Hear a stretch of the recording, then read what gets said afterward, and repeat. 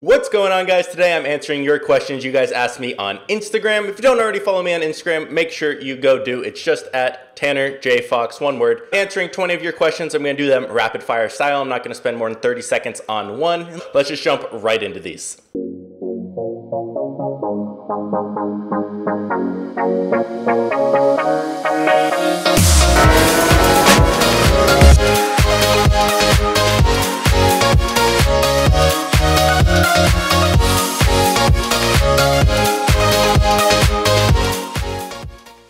The first question is, what is the biggest misconception people have about successful people? And my opinion on this is that they think we started somewhere else. So they think successful people started somewhere different. They think they were never dumb. They were always smart. Well, I started exactly where you guys were. I was watching YouTube videos. I was trying to learn stuff. I tried things. I put them down quick. And then it just took time of doing that and trying and learning.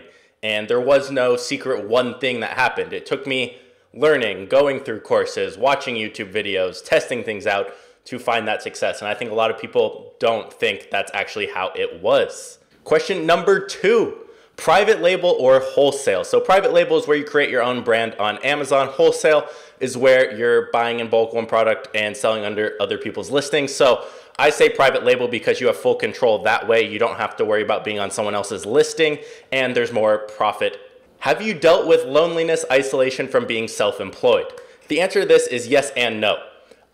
Loneliness, isolation, I kind of felt that way before I started entrepreneurship. That was one of the things I struggled with.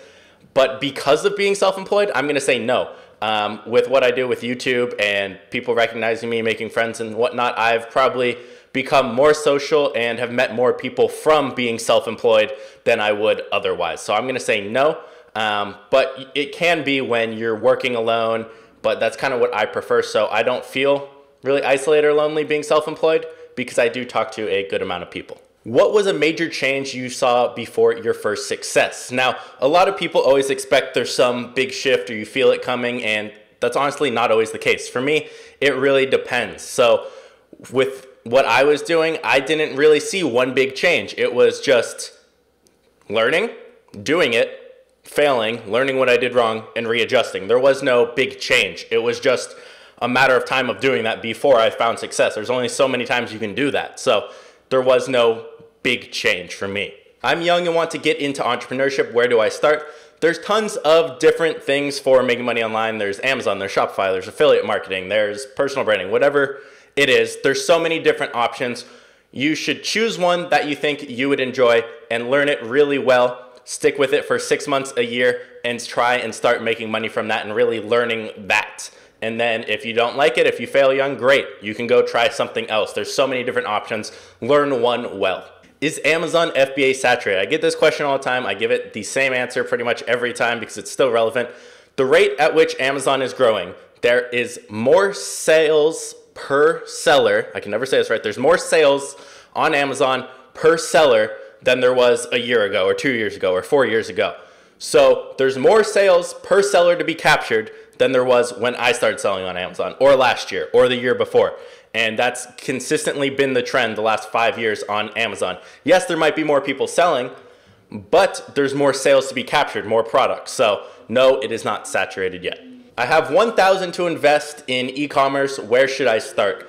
$1,000 is enough to start Amazon FBA in my opinion. I started with $1,200 and went after a more expensive product.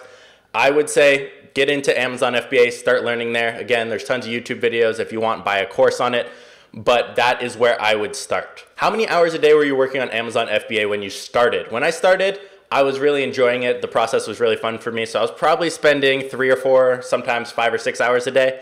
It would really vary depending on what I need to do. Once I found a product though, maybe an hour a day, just trying to find more and working on little things, but not a ton.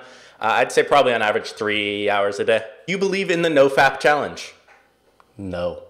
What are the 3 main things that led to your success? So if I had to choose 3, I would say number 1 is consistency. I'm very consistent with everything I do. That's why I really enjoy my routines. I'll do the same thing every day, work on the same thing and slowly grow it. So I'd say number 1 is consistency. Number 2 is just I don't want to say common sense, but the ability to think around problems and situations and almost, not the psychology of it, but I'd say problem solving, to put it simply.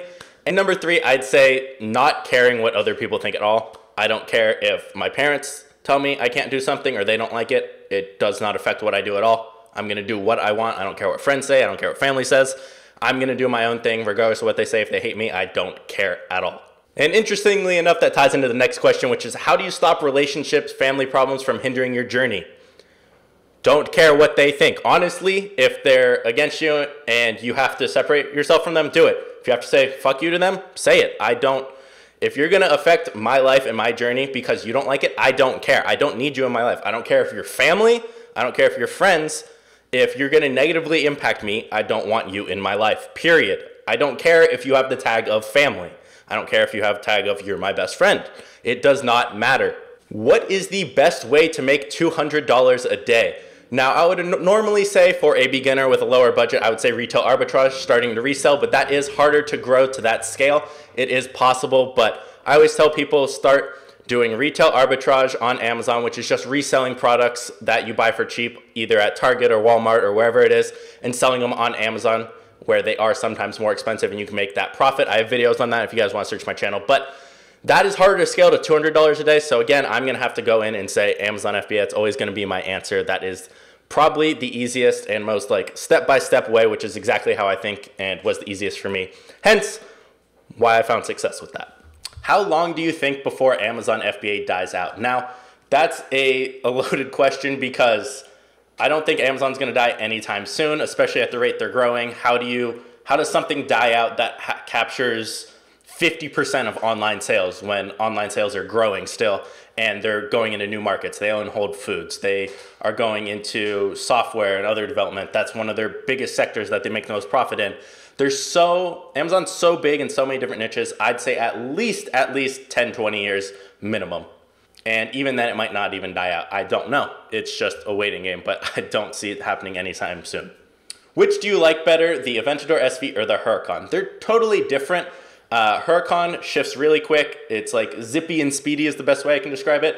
Aventador feels very powerful, shifts a little slower, but it's more drama and more fun to drive. I personally like the Aventador SV better because of the looks also.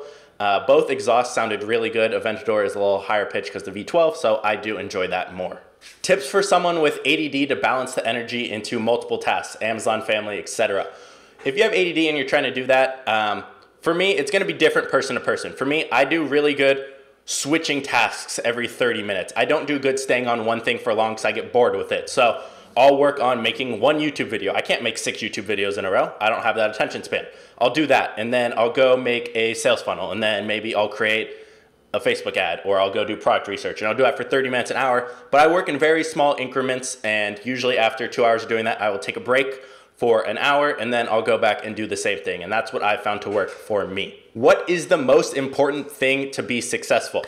I'm going to give you 2 answers because most of you won't like the first answer. First answer is take action. You need to start. Obviously, you can't be successful without starting. The next is going to be consistency again. You got to be consistent. You got to stay with something. You got to learn it and learn what you're doing wrong in order to succeed. Would you consider going into business half and half with a friend? Honestly, no. Even if money's the issue, you need to be able to learn how to make $1,000. If you can't figure out how to make $1,000 with all the free information, all the opportunities, if it's mowing lawns, reselling things online, selling your old stuff, if you can't even get to $700, $1,000 in a couple months to go start yourself, then I don't think that entrepreneur spirit on you is really there because there's so much opportunity. And going with a friend, a lot of times, you're going to be the leader. You're going to be more passionate about it. You're going to be doing all the work. And guess what? They still get half and they're dragging you down. You need to not start with a partner. Maybe start separately. You're both your separate thing. You're doing the same thing. That helps, but I would not go 50-50 with someone. I want to go from 10K a month to 50K a month. What's stopping me? How did you overcome that spot? What was really the issue with me when I was there is really figuring out advertising and how to scale that up and really getting into that. Because no matter what business is, ads are going to be the way to scale it, and that's what one of the things with me was, as well as adding more income streams. But if you know there's room to go from 10 to 50K a month, which there probably is, then I would focus on that until you get higher.